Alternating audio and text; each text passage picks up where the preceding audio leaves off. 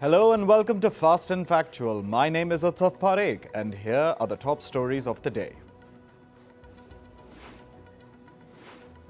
Ukraine has reportedly fired UK-supplied Storm Shadow missiles into Russian territory for the first time. The attack took place yesterday and targeted a Russian military site. The strike came after Britain permitted Ukraine to use its missiles inside Russia. Meanwhile, Russia has commenced the mass production of nuclear bomb shelters. These shelters reportedly protect from shockwaves and radiation generated from a nuke for 48 hours. This comes after Russian President Vladimir Putin revised the country's nuclear doctrine. The United States has reopened its embassy in Ukraine's capital, Kyiv. The American mission was closed earlier over a potential air attack threat. The threat followed Ukraine's strike into Russia using American missiles. However, Italy, Greece and Spain have closed their embassies, citing similar risks. According to Syrian state media, Israeli strikes at the historic city of Palmyra killed at least 36 people and injured 50 others. The attack caused massive damage to residential buildings and an industrial zone. The offensive marks the deadliest Israeli strike in Syria since the Israel-Hezbollah war broke out on September 23rd. Israeli strikes pounded the southern suburbs of Lebanon's capital, Beirut. Videos from the area show a thick blanket of smoke covering the city's sky. The exchange of fire between Israel and Hezbollah has escalated in recent weeks. Yesterday, the Israeli military said that 3 of its soldiers were killed in southern Lebanon while fighting Hezbollah. Protesters gathered outside the U.S. Embassy in Tel Aviv, calling for a blockade on arms sales to Israel. The protests were organized before the U.S. Senate's vote on a legislation on weapon supplies to Israel. The bill was later rejected by the U.S. Senate. A congressional ethics panel failed to build consensus over releasing a report on Congressman Matt Gaetz's sexual misconduct allegations. The committee held a meeting amid calls for releasing the report. It's set to meet again on December 5th. U.S. President-elect Donald Trump has nominated Gaetz for the role of Secretary of the Justice Department. Venezuelan President Nicolas Maduro has lambasted an American bill saying that the U.S. thinks Venezuela is a colony. This comes after the U.S. House of Representatives approved a bill that allows stricter economic sanctions against the South American nation.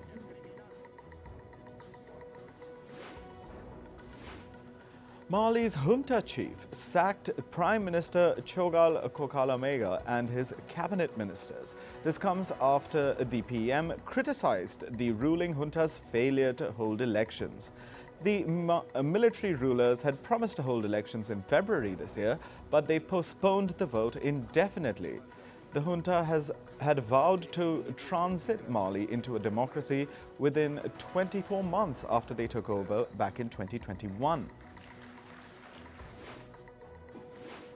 India's Prime Minister Narendra Modi held a bilateral meeting with Guyanese President Mohammad Irfan Ali. He was also conferred with the highest national award of Guyana, the Order of Excellence. The Indian Premier is on a 2-day visit to the country. He also attended the second India-CARICOM summit.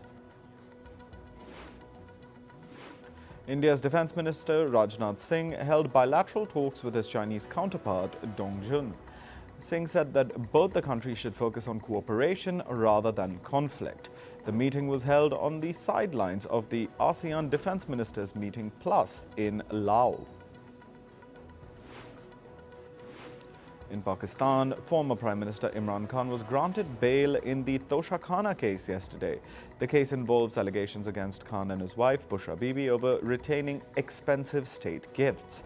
Khan, however, will continue to remain in prison due to multiple other cases filed against him. A military post was attacked in the Khyber Pakhtunkhwa province of Pakistan, killing at least 12 soldiers. According to the Pakistani army, the attackers rammed an explosive-laden vehicle into the perimeter of the post.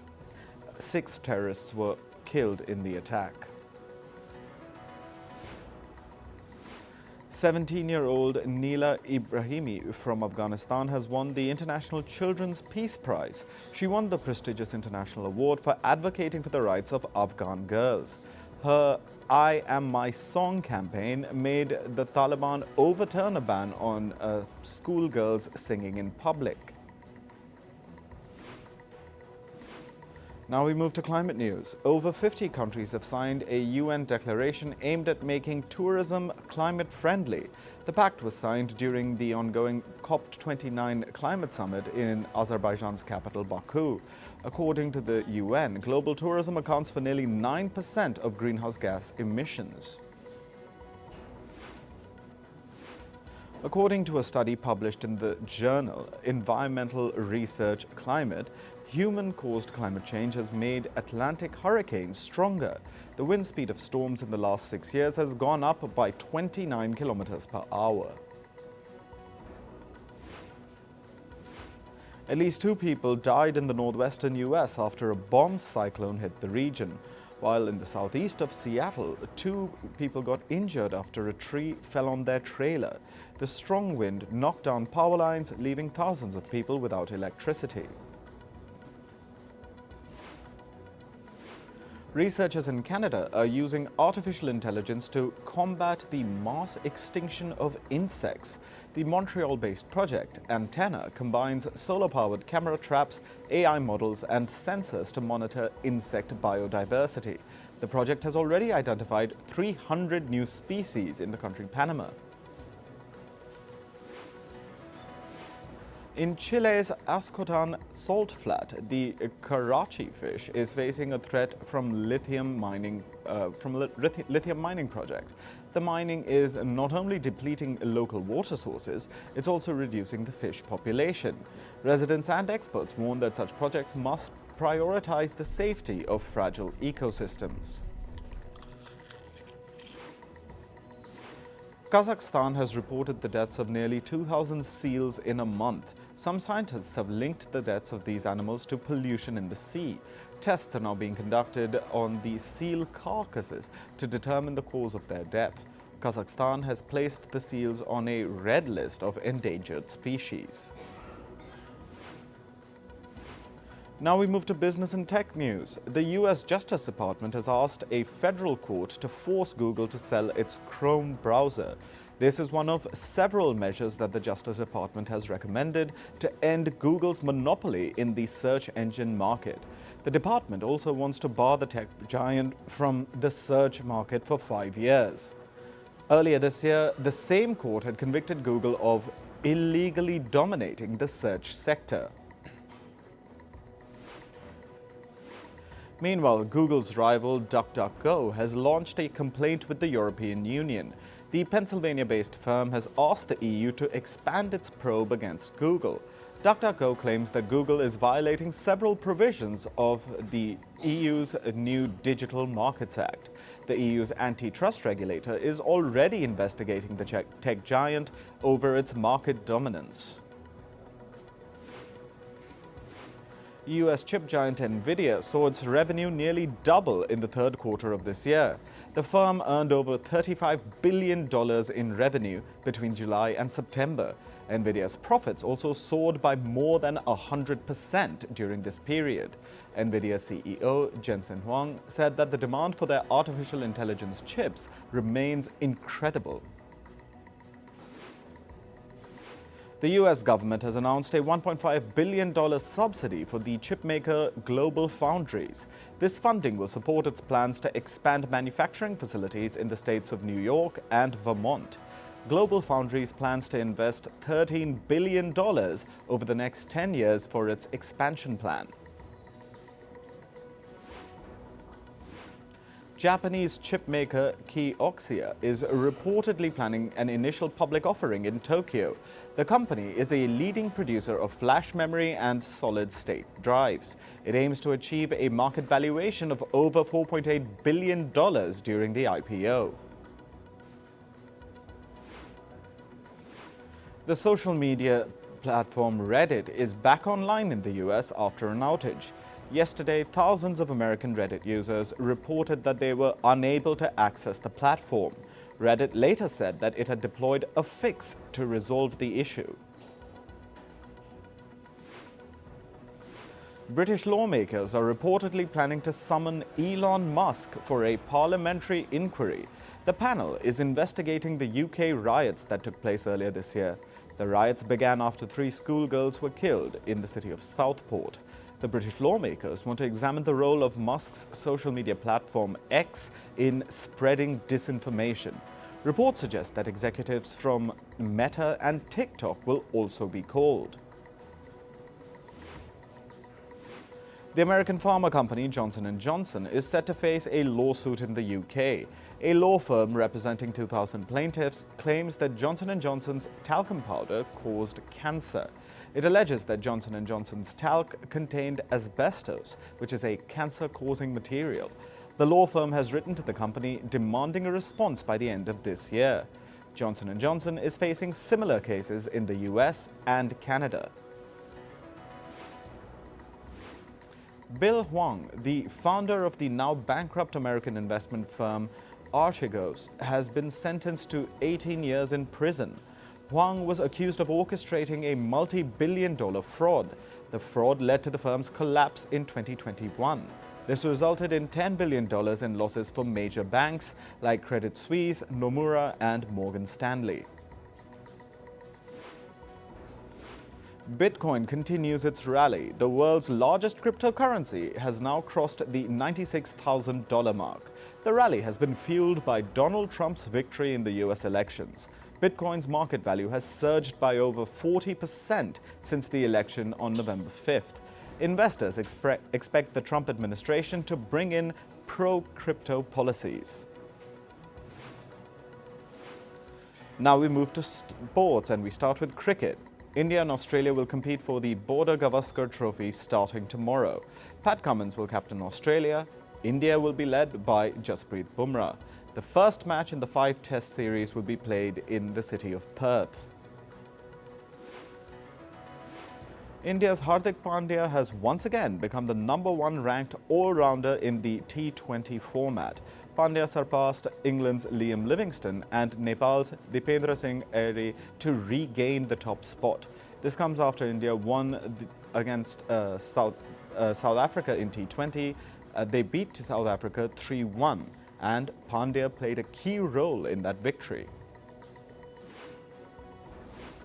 One of the stands at the iconic Eden Gardens Stadium in India's Kolkata is set to be renamed after former all-rounder Jhulan Goswami. The stand will be inaugurated in January 2025 during the India women's first T20 international against England. Goswami played for India from 2002 to 2022. She is considered one of the greatest bowlers to ever play the sport. Brazil played a 1-1 draw against Uruguay in the football FIFA World Cup qualifiers yesterday. Federico Valverde hit the back of the net for Uruguay in the 55th minute, but Brazil's Gerson leveled the score just 7 minutes later.